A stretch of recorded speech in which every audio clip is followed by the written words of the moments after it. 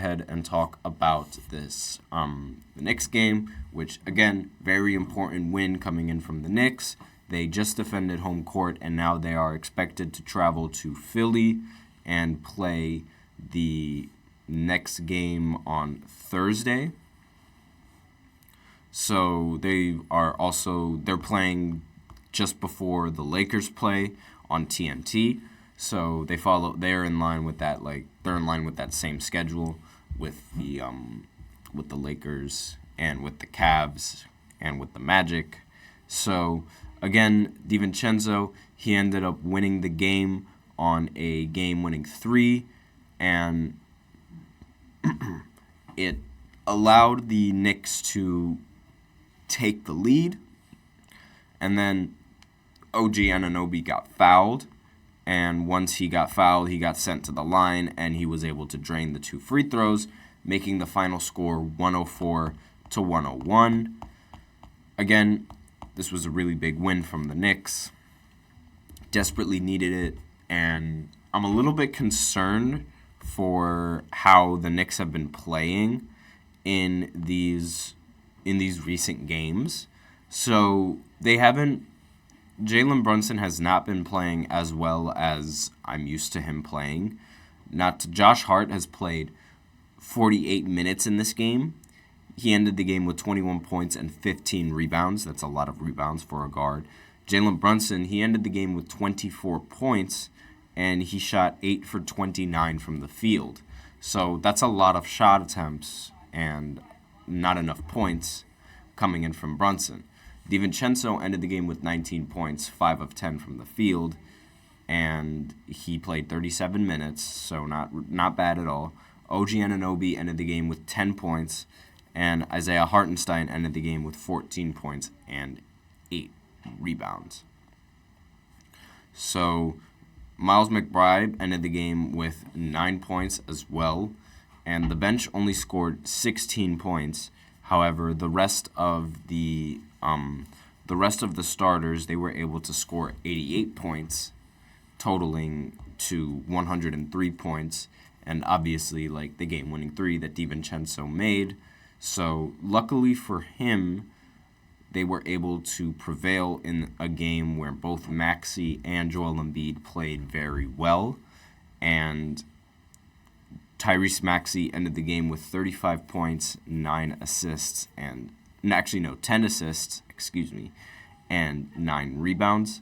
Joel Embiid ended the game with 34 points and 10 rebounds and 6 assists as well. Tobias Harris ended the game with 10 points and 9 rebounds. And basically that was it for the scoring for the 76ers. Joel Embiid ended up shooting only 12 free throws, ended up making only 8 of them. And he also shot 12 for 29 from the field. He ended up shooting the ball a lot more than he normally does. And one other thing that I feel like should be noted about this game was how the Joel Embiid was complaining a lot about the results of this game. He's extremely confident that the Sixers are going to end up winning the series in the end, and he also wanted to file a complaint about the refs in this game. And I mean, it really just speaks for itself, just the player that he is, relying on the refs for these kind of calls and thus complaining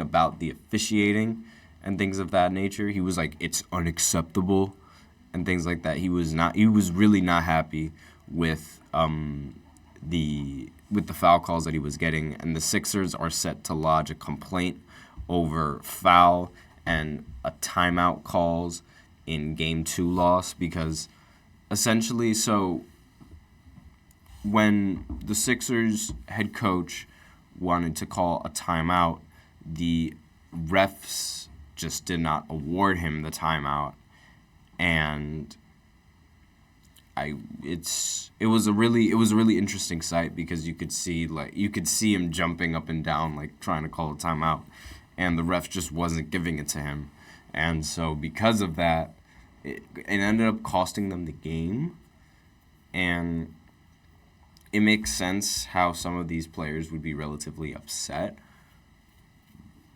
even though like I really wouldn't put it past like Joel Embiid to really get this upset and want to file this kind of complaint about the officiating, because like I understand it is a lot of these players, like they put their determination, they put everything into this game, and when they lose because they feel they get robbed, it's obviously like going to make them feel some kind of way, but not many people would genuinely try and act like this or say that there was something wrong with them and there was nothing wrong with themselves, because I don't want to be that guy, but Joel Embiid didn't exactly play perfect in this game to the point where he was blatantly robbed. I mean, there could have been several opportunities where he shot the ball better, but he ended up costing them the game because of the amount of shot attempts he was taking and the amount of shots he was making, and they didn't really correlate that well. I mean, he ended up scoring a lot more points than the shots he ended up taking, but it wasn't by that much. And he only ended up getting those points because of the free throws that he was taking as well, which, again, it was basically 8. 8 of his points came from the line.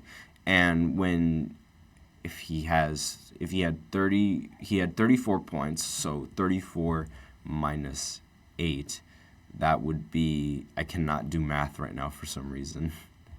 That would be 26, I believe. Yes, so that would be 26. So he really had 26 points on 29 shots from the field, which isn't really that good if you're someone like Joel Embiid. Now, obviously this series is going to shift over to Philly now, so we'll see exactly if the Sixers can defend home court, and if they can, then they'll probably that would probably move the series to 2-2, and it wouldn't be that easy for the Knicks, even though I see the Knicks stealing a game in Philly more so than I see the Sixers being able to defend both games in home court. Now, obviously, with Maxey playing as well as he is, it might actually happen. I feel like the chances of them being able to defend home court for one game is possible, but I don't think it's going to happen for 2 games. Now, Brunson, he really needs to start playing better, and if he doesn't play better, then this Knicks team is not going to go anywhere other than the second round.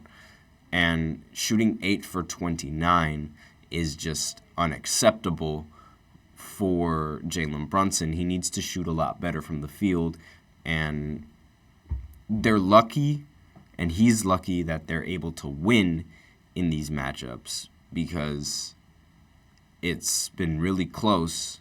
Well, this game was relatively close, but the last game, it wasn't that close. Like I said previously, they have to sort of, Jalen Brunson can't rely on his team to pull him out if he's playing this bad every single time. So with that in mind, it's he's going to have to start playing a little bit better, and when he starts playing a little bit better, and if the shots that he's starting, because he's taking a lot of shots, and if a few of them were to drop a little bit more than they have been recently, then they would not be in this kind of hole that they always find themselves in. Which obviously, if you're the Knicks, that's it's really good that you're winning these games despite your best player not playing really well. And That's sort of like the key takeaway that I think the Knicks should come out with this. So that's all I have for the second segment, and now we are going to move on to the third segment where we talk about the third game that happened yesterday, which was the Cavs going up against the Orlando Magic, and the Cavs ended up winning Game 2 and defending home court, so I will go a little bit deeper into that game after this short break. Looking for your daily fix of sports talk without having to pay for it? GSMC Sports Network is available on YouTube. Just search GSMC Sports Network. Get your fix of daily sports talk shows on YouTube, absolutely free. NFL, college football, NBA, MLB, MMA, UFC, fantasy football, and so much more.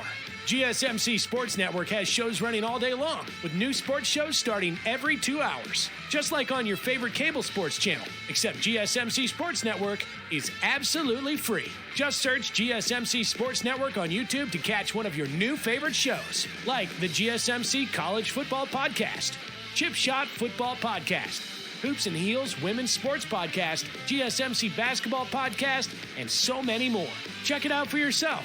GSMC Sports Network, now available on YouTube absolutely free.